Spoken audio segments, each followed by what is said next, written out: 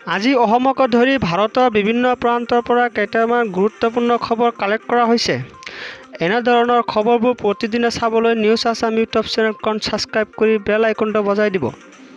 আপোনালোকৰ এটা ছাবস্ক্ৰাইবে আমাক পৰৱৰ্তী ভিডিঅ' বনাবলৈ উৎসাহিত কৰে। তেন্তে আহক আজিৰ খবৰবোৰ আৰম্ভ কৰোঁ।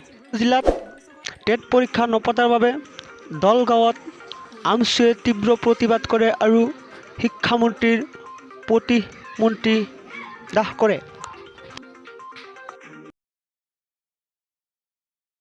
সংখ্যালঘু ছাত্ৰ ইউনিয়নৰ নিৰ্দেশ মৰ্মে প্ৰতিখন জিলাতে আজি অসমৰ মাননীয় শিক্ষামন্ত্ৰী ৰণোজ পেগু ডাঙৰীয়াৰ প্ৰতিমূৰ্তি দাহ কাৰ্যসূচী চলি আছে।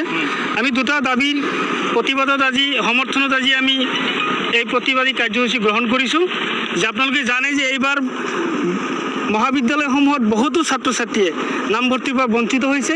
গতিকে বঞ্চিত নামভৰ্তিৰ পৰা বঞ্চিত ছাত্ৰ ছাত্ৰীসকলৰ নামভৰ্তি সুনিশ্চিত কৰি এই বঞ্চিত প্ৰাৰ্থীসকল শিক্ষাৰ্থীসকলৰ ভৱিষ্যত উচ্চ শিক্ষাৰ পৰা যাতে বঞ্চিত নহয় তাৰ দাবীৰে আমি আজি এই প্ৰতিমূৰ্তি দাহ কাৰ্যসূচী গ্ৰহণ কৰিছোঁ। লগতে যোৱা 15 ছেপ্টেম্বৰ তাৰিখে অসমৰ শিক্ষা বিভাগে এখন টেট পৰীক্ষা অনুষ্ঠিত কৰা এখন তালিকা প্ৰকাশ কৰিছে।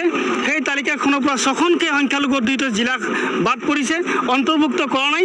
ইয়াৰ প্ৰতিবাদত আমি অসমৰ শিক্ষামন্ত্ৰী মুখ্যমন্ত্ৰী ডাঙৰীয়া আমি এখন স্মাৰকপত্ৰ প্ৰদান কৰিছিলোঁ আৰু আমি দাবী উত্থাপন কৰিছিলোঁ যিহেতুকে শিক্ষাৰ নিচিনা এটা পবিত্ৰ বিষয়ৰ ওপৰত যাতে চৰকাৰে কোনো ধৰণৰ ৰাজনীতি নকৰে, সকলো পৰীক্ষাৰ্থীক সকলো নিজৰ নিজৰ জিলাত পৰীক্ষা দিয়াৰ সুবিধা কৰি দিয়াৰ কাৰণে আমি স্মাৰকপত্ৰ প্ৰদান কৰিছিলোঁ। যদিও আজিৰ তাৰিখলৈকে তেওঁলোকে কোনো ধৰণৰ ব্যৱস্থা গ্ৰহণ কৰা নাই।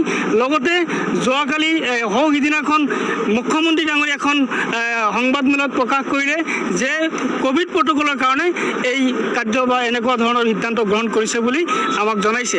গতিকে এনেকুৱা এটা লজ্জাজনক কথা যে কোভিড অকল ধুবুৰী গোৱালপাৰা মানকাছৰ কাছাৰতে নহয়, গোটেই অসমতে কোভিড হৈছে আৰু কোভিডত যিসকল জিলাই বেছিকৈ আক্ৰান্ত হৈছিল সেই জিলাসমূহত টেট পৰীক্ষা অনুষ্ঠিত কৰিবলৈ সিদ্ধান্ত গ্ৰহণ কৰিছে। কিন্তু অকল আমি দেখিছোঁ যে আমাৰ মুখ্যমন্ত্ৰীৰ ৰাজনৈতিক সচিব জয়ন্ত মল্ল ডাঙৰীয়া এটা কথা কৈছে যে অবৈধ পন্থাৰে অৱলম্বন কৰি শিক্ষক হোৱাৰ সুবিধা দিয়া নহয়। তাৰমানে এইটো ক'ব খুজিছে নেকি যে ধুবুৰী গোৱালপাৰাৰ ছাত্ৰ ছাত্ৰীসকলে লিখা পঢ়া নকৰাকৈ তেওঁলোকে অকল অসৎ উপায় অৱলম্বন কৰিয়ে চাকৰি বাকৰি পাইছে নেকি? গতিকে আমি অসমৰ মুখ্যমন্ত্ৰী শিক্ষামন্ত্ৰী ডাঙৰীয়া আমি প্ৰত্যাহ্বান জনাইছোঁ, যদি অসমৰ সেইকেইখন জিলাৰ ছাত্ৰ ছাত্ৰীসকলে অবৈধ পন্থাৰে যদি তেওঁলোকে চাকৰি বাকৰি কৰিছে তেনে আপোনালোকৰ চৰকাৰে হাত সাৱটি বহি আছে কিয়?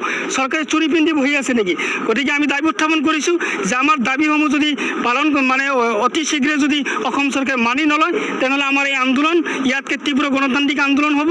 অসমৰ প্ৰতিগৰাকী ছাত্ৰ ছাত্ৰীৰ শৈক্ষিক বা তেওঁলোকৰ যিখিনি অধিকাৰ এইখিনি সাব্যস্ত কৰাৰ কাৰণে আমি যিমান ধৰণে আন্দোলন কৰিব লাগে আমি আন্দোলন কৰাৰ কাৰণে আমি বদ্ধপৰিকৰ। এই সদৌ অসম সংখ্যালঘু ছাত্ৰ ইউনিয়ন আমছুৰ কেন্দ্ৰীয় সমিতিৰ নিৰ্দেশমৰ্মে গোটেই অসমৰ প্ৰতিখন জিলাই আজি শিক্ষামন্ত্ৰী ৰণোজ পেগু ডাঙৰীয়াৰ প্ৰতিমূৰ্তি দাহ কাৰ্যসূচী গ্ৰহণ কৰিছে।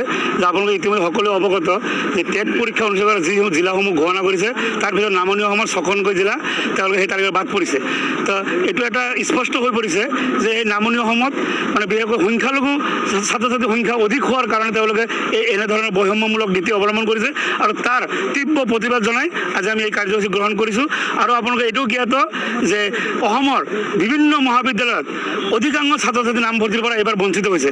গতিকে আমি বিভিন্ন সময়ত অসম চৰকাৰ শিক্ষামন্ত্ৰীলৈ আমি স্মাৰকপত্ৰৰ যোগেদি আমি দাবী উত্থাপন কৰিছিলোঁ যে এই সমস্যাখিনি সমাধান কৰক। কিন্তু আমাৰ দৃষ্টিগোচৰ হৈছে যে এতিয়ালৈকে ছাত্ৰ ছাত্ৰী কোনো ধৰণৰ নামভৰ্তিকৰণ সুনিশ্চিত কৰা নাই। গতিকে আমি আজি পুনৰ গোটেই অসম জুৰি আমি আন্দোলন কৰিছোঁ। আমি দাবী জনাইছোঁ যে টেট পৰীক্ষা গোটেই অসমত অনুষ্ঠিত কৰক, প্ৰতিখন জিলাত অনুষ্ঠিত কৰক আৰু সকলো মহাবিদ্যালয়ত ছাত্ৰ ছাত্ৰীৰ নামভৰ্তি সুনিশ্চিত গ্ৰহণ কৰক।